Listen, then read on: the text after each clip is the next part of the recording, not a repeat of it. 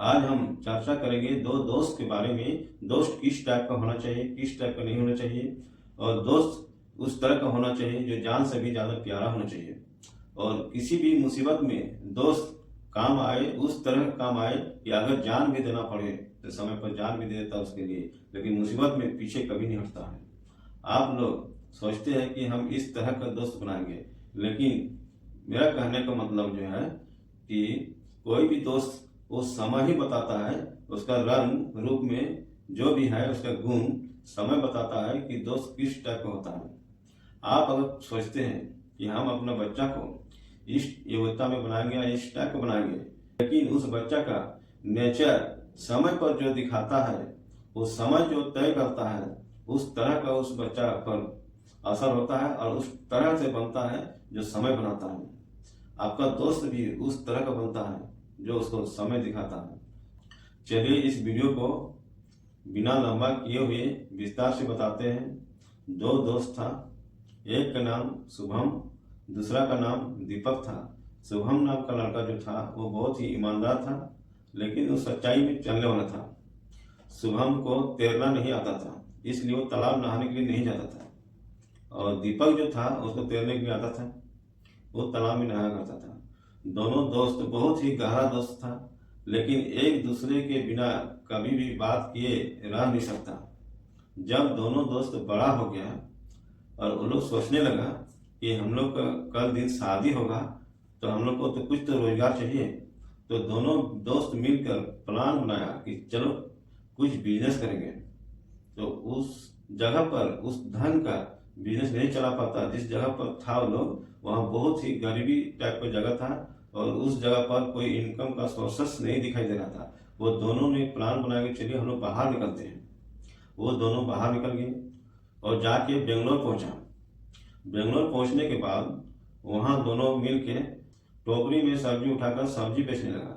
सब्जी बेचते बेचते सब्जी मंडी में थोड़ा बहुत बिजनेस बढ़ाया और एक दुकान खोल दिया। दुकान खोलने के बाद कुछ दिन चलाया, दोनों दोस्त मिलकर एक ऑटो निकाला, ऑटो से माल लाने लगा और सब्जी लाकर बेचने लगा। धीरे धीरे देखा कि उसका बिजनेस बढ़ने लगा और तरक्की करने लगा। दोनों दोस्त ने सोचने लगा कि क्यों ना बिजनेस को और बड़ा करेंगे। तो मंडी में अपना जो माल उतार रहा था टेम्पो से, वो दुकान में देने लगा। धीरे धीरे इतना चलने लगा कि दोनों मिलके प्लान बनाया कि क्यों ना टेम्पू से हम लोग माल जो लाते हैं उसमें तो पूरा नहीं हो पाता दुकानदार का, तो क्यों ना एक ट्रक निकाल लेते हैं। तो दोनों प्लान बना के कुछ दिन हुआ और ट्रक का पैसा जमा करके एक ट्रक निकाल गया। ट्रक से जब माल लाने लगा तो उसका बिजनेस बहुत ज़्यादा फैल गया और फैलने के बाद बहुत पैसा धन दौलत सब ले लिया, वहाँ जमीन भी खरीद लिया। दोनों दोस्तों इतना मिलन अच्छा था कि इतना मेहनत कर रहा था कि बिजनेस को कभी भी एक दूसरे से धोखा नहीं दे रहा था, बहुत ही अच्छे से चला रहा था। दीपक जो था वो मैनेजमेंट में ज्यादा ध्यान दे रहा था। शुभम जो था, शुभम बोला कि दोस्त हम कुछ दिन के लिए घर जाएंगे, एक सप्ताह के लिए। हम घर में जाके सबसे भेंट मुलाकात करके आएंगे, उसके बाद आप चले जाएंगे। आप भी अपने घर में जाके भेंट मुलाकात करके चलाना। तो उतना बोलकर शुभम का क्या ना घर निकल गया। वो सोचा एक सप्ताह रहेंगे, उसके बाद फिर हम पहुंच जाएंगे। तो एक सप्ताह रहने के लिए आया तो घर में देखा कुछ ऐसा प्रॉब्लम हुआ, तो उसका 2 महीना लग गया। और 2 महीना उधर दीपक इतना बिजनेस फैला रहा था कि उस पर बहुत ज्यादा लोड आया था बिजनेस में, लेकिन उसका लालच भी पूरा ज्यादा बढ़ गया था। लालच बढ़ने के कारण वो मन में सोचने लगा क्यों ना हम शुभम को अपना रास्ता से हटा दें और अकेले हम इस बिजनेस को संभालें। हमको तो सब कुछ आ गया है, समझ आ गया है कि हम चला लेंगे। इतना सोच रहा था कि 2 रोज बाद शुभम पहुंच गया। शुभम का आने से दीपक का मन में आक्रोश होने लगा। जब शुभम दीपक से हिसाब लेने लगा तो बहुत जगह बैंक बैलेंस, सब्जी मंडी सब में गड़बड़ी पाने लगा, जिससे शुभम को शंका हुआ। दीपक से जब शुभम बोल रहा था कि इतना पैसा आप क्या किए, तो वो जवाब नहीं दे रहा था कि देखिए बिजनेस में लॉस और फायदा होता ही है, आपको हम पर भरोसा नहीं है क्या। इतना बोलने के बाद शुभम बोला ठीक है भाई, आपसे इतना भरोसा हम करते हैं कि अपने जान से भी ज्यादा भरोसा करते हैं। इतना बोलने के बाद दीपक सोचने लगा क्यों ना हम शुभम को अपना रास्ता से हटाएंगे। तो हटाने का वो प्लान योजना बनाया। वो क्या किया न, शुभम को बोला कि दोस्त चलिए हम नदी तरफ से घूम कर आएंगे। तो दोनों नदी तरफ चल गया। जब शुभम को प्यास लगा तो दीपक बोला ठीक है जाके पानी पी लीजिए, नदी किनारे हम यहाँ बैठे हैं। इतना बोलने के बाद शुभम चल गया पानी पीने के लिए। जैसे ही शुभम पानी पीने के लिए नदी किनारे जैसे ही झुका, वैसे ही पीछे से दीपक ने लात से उसको मार दिया। लात से मारने के कारण शुभम नदी में गिर गया। नदी में गिरने के बाद वो शुभम बोला कि बचा दोस्त बचा, लेकिन वो कितनों ही चिल्लाया, लेकिन दीपक ने उसको नहीं बचाया। दीपक ने उसको क्यों बचाता? क्योंकि दीपक ने तो जान मारने की वजह से उसको नदी में लाया था। दीपक ने उसको छोड़ दिया। शुभम कितनों कोशिश किया लेकिन नहीं बच पाया, क्योंकि उसको तैरने के लिए नहीं आता था। लास्ट में वो मर गया बेचारा। जब दीपक घर आया फिर से अपना बिजनेस चलाना शुरू किया और कुछ दिन हुआ, उसके बाद अपना घर बनाया। घर बनाने के बाद शादी किया और साल भर के बाद उसका जब बच्चा हुआ, बच्चा होने के बाद 2-4 साल हुआ और बच्चा उसका बीमार होने लगा। और बीमार होने के बाद वो बच्चा का इलाज बहुत जगह किया, लेकिन उसका बच्चा ठीक नहीं हो रहा था। वो सब जगह दिखा दिखा के परेशान हो गया था।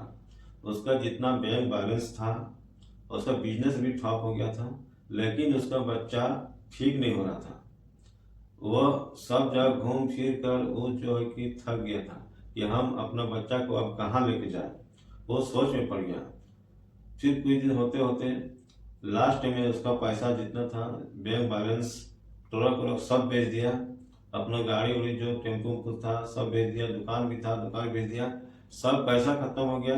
लास्ट में उसका पास 20-25 हजार रुपये बचा और वो सोचने लगा कि अब हम क्या करें, इसको कहाँ लेके जाए। वो बाबा भोला का मंदिर गया और वहां से मन्नत मांगा। वो बोला कि भोले बाबा हमसे क्या गलती हुआ है कि मेरा बच्चा ठीक नहीं हो रहा है। इतना बोलने के बाद दीपक घर आया। घर आकर देखा अपने बच्चा को तो उसका बच्चा हंस रहा था। तो दीपक मन में सोचा कि मेरा बेटा इतना बीमार है और इसका मुंह में आज हंसी देख रहे हैं। तो दीपक सोच में पड़ गया और दीपक अपना बच्चा से जब पूछा कि बेटा उतना दिन से तो बीमार था लेकिन कभी तेरा मुंह में हंसी नहीं आया, आज तुम्हारा मुंह में हम देख रहे हैं कि हंसी आया है। लगता है कि बाबा भोला मेरा मन्नत सुन लिया। जब इतना बोला दीपक ने तो उसका बेटा बोला कि देखिए पिताजी, आप जो गलती किए हैं उसी का सजा आपको मिला है। आप क्या गलती किए हैं याद कीजिए, स्मरण है कि आप कौन सा गलती किए हैं। उसका पिताजी बोला कि देखिए बेटा, हम तो कोई ऐसा गलती किए नहीं है।